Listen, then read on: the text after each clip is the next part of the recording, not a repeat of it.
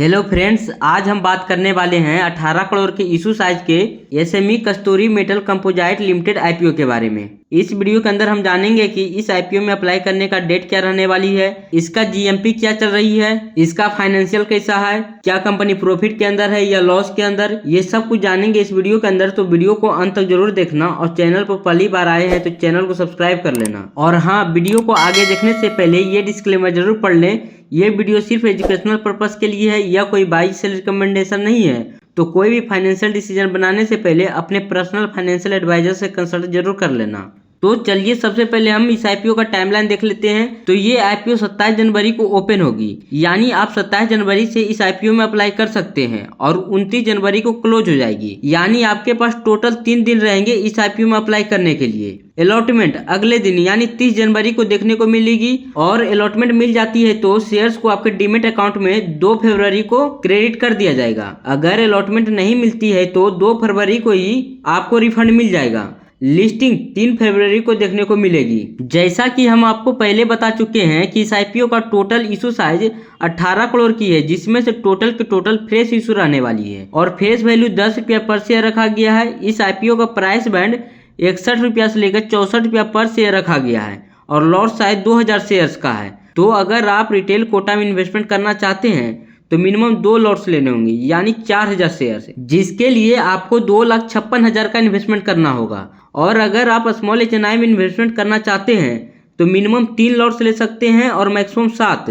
तो small HNI में minimum investment 3,84,000 का करना होगा और बिग एचएनआई में अप्लाई करना चाहते हैं तो मिनिमम 8 लॉट लेने होंगे, यानी 16,000 शेयर, जिसके लिए आपको 10,24,000 का इन्वेस्टमेंट करना होगा। तो अब हम जान लेते हैं कि इस आईपीओ का एक्सपेक्टेड ग्रे मार्केट प्रीमियम क्या चल रही है। तो अभी हम जिस टाइम वीडियो रिकॉर्ड कर रहे हैं इस टाइम इस आईपीओ में कोई डिमांड नहीं बता रही है, मतलब इसका एक्सपेक्टेड ग्रे मार्केट प्रीमियम 0 रुपया चल रहा है। तो अभी के अनुसार इसका एस्टिमेटेड लिस्टिंग प्राइस 64 रुपया रह सकती है, लेकिन लिस्टिंग ऊपर नीचे हो सकती है। तो आप पूरे जीएमपी के भरोसे ना बैठें। अब देखते हैं कि कंपनी का फाइनेंशियल कैसा है। तो एसेट्स की बात करें तो फाइनेंशियल ईयर 23 में कंपनी के पास टोटल एसेट्स 21 करोड़ का था, जो बढ़कर फाइनेंशियल ईयर 25 में 35 करोड़ का हो गया और सितंबर 2025 तक कंपनी का टोटल एसेट्स 44 करोड़ तक पहुंच चुकी है। तो फाइनेंशियल ईयर 23 से सितंबर 2025 तक कंपनी का टोटल एसेट्स 2 गुना हो चुकी है। टोटल इनकम की बात करें तो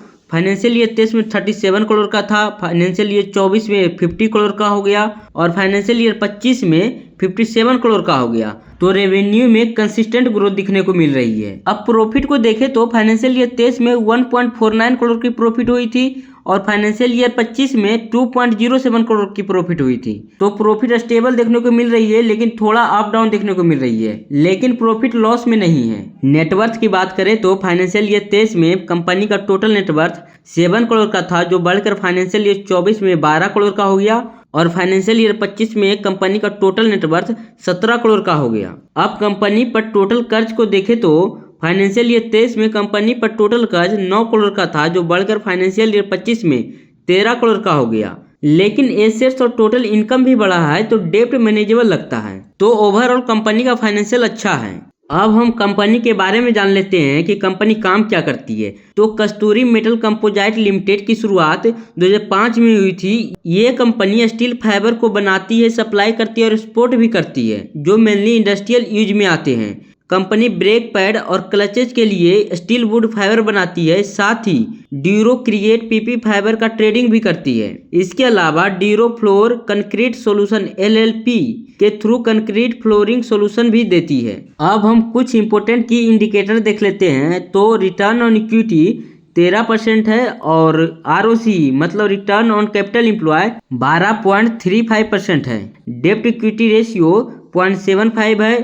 पैट मार्जिन 7.71 का है। इबिट्टा मार्जिन 9.99% का है। प्राइस टू बुक वैल्यू 2.42 का है। अर्निंग पर शेयर यानी ईपीएस आईपीओ से पहले 2.71 का है, लेकिन आईपीओ के बाद ईपीएस 4.75 का हो जाएगा। Price to earning ratio IPO से पहले 23.59 का है, लेकिन आईपीओ के बाद 13.47 का हो जाएगा। प्रोमोटर की होल्डिंग की बात करें तो आईपीओ से पहले प्रोमोटर की होल्डिंग 92.35% है, लेकिन आईपीओ के बाद ये होल्डिंग घटकर 67.90% रह जाएगी। इस कंपनी का टोटल मार्केट कैपिटलाइजेशन 66 करोड़ का है। तो दोस्तों ये था इस आईपीओ का कंप्लीट एनालिसिस। आगे भी मैं आपको इसी तरह का हर आईपीओ का लेटेस्ट अपडेट इसी चैनल पर देता रहूंगा। तो चैनल को सब्सक्राइब कर लीजिए और बेल आइकन को दबाना ना भूलें, ताकि आने वाली हर वीडियो का नोटिफिकेशन आपको सबसे पहले मिल सके। वीडियो कैसी लगी नीचे कमेंट सेक्शन में ज़रूर बताना। और हाँ, जल्द ही और अपकमिंग आईपीओ के साथ डिटेल एनालिसिस लेकर आऊँगा, तो चैनल के साथ जुड़े रहना। और नीचे कमेंट सेक्शन में ज़रूर बताएं कि आप इस आईपीओ में अप्लाई कर रहे हैं या नहीं। मिलते हैं अगले वीडियो में। Thank you.